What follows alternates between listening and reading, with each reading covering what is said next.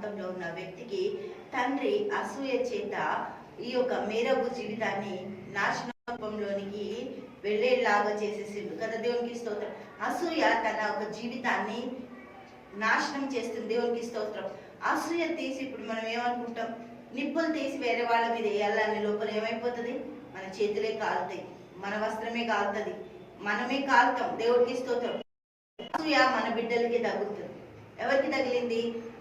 సౌలు ఒక అసూయ, దావీదు మీద అసూయ మేరాబు ఒక జీవితాన్ని నాశనం ఎంతగానో లోక పర్యంతరంలో ఉన్న ఈ అపవాది తంత్రాలు దేవుని బిడ్డల వైపు ఎంతో దూసుకొస్తున్నా ఆ సమయంలో దేవుడు వాటన్నిటిని పారదోలుతూ దావీదు యేసుక్రీస్తు ప్రభుకి సాదృశ్యంగా ఉన్నాడు.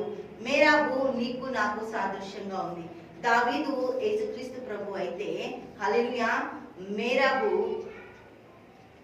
నీవు నేను అయినప్పుడు దేవునికి స్తోత్రం. సంఘము క్రీస్తులో కట్టుబడాలి, సంఘము క్రీస్తుతో ఫలించాలి, సంఘము క్రీస్తులో జీవించాలి. దేవునికి మహిమ. వేరుగా ఉంటే నాకు ఏమి చేయలేరు మీరు.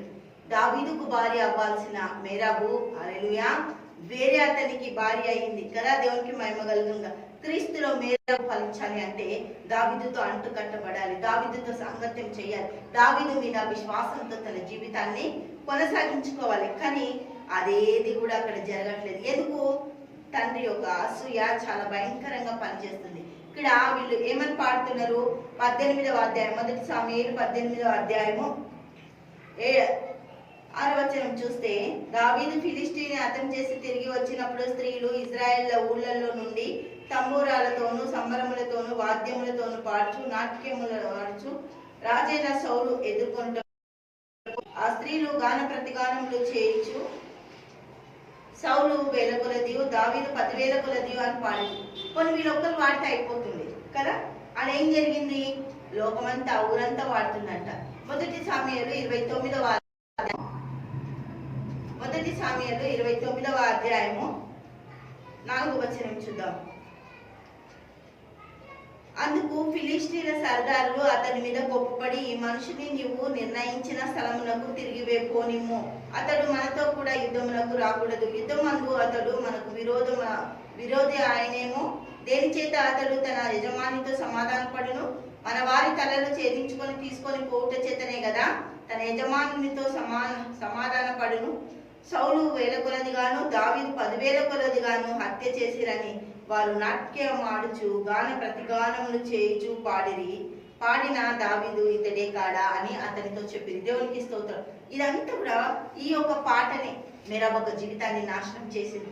ఈ యొక్క పాట వల్లనే తండ్రి అసూయ చెలరేగిపోయింది, కోపం చాలా భయంకరంగా వచ్చింది కదా. దేవునికి మహిమ కలుగును గాక.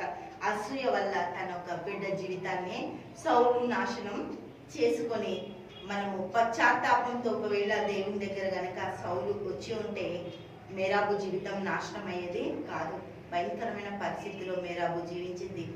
మూగపోయింది, తన గొంతు ఏడుపుతో కన్నీళ్లతో తన జీవితాన్ని కొనసాగించింది. దేవునికి మహిమ కలుగును గాక. ఫలింపు జీవితాలు ఫలించాలి. తండ్రి యేసానికి స్తోత్రం. గొప్పది అద్భుతంగా ఆశ్చర్యకరానికి స్తోత్రాలు చెల్లిసిన తండ్రి ప్రతి కుటుంబాన్ని దీవించండి, ఆశీర్వదించండి, మీ దయచేయండి. యేసు నామములో ఫలింపడానికి తండ్రి, క్రీస్తులో నాటబడడానికి నువ్వే కారకుడు, నువ్వే ఆధారం. నీలో నాటబడి ఫలించి అభివృద్ధి పొందేటట్టు ప్రతి బిడ్డని దీవించి ఆశీర్వదించండి. యేసు నామములో ప్రార్థిస్తున్నాము తండ్రి. ఆమేన్, ఆమేన్, ఆమేన్.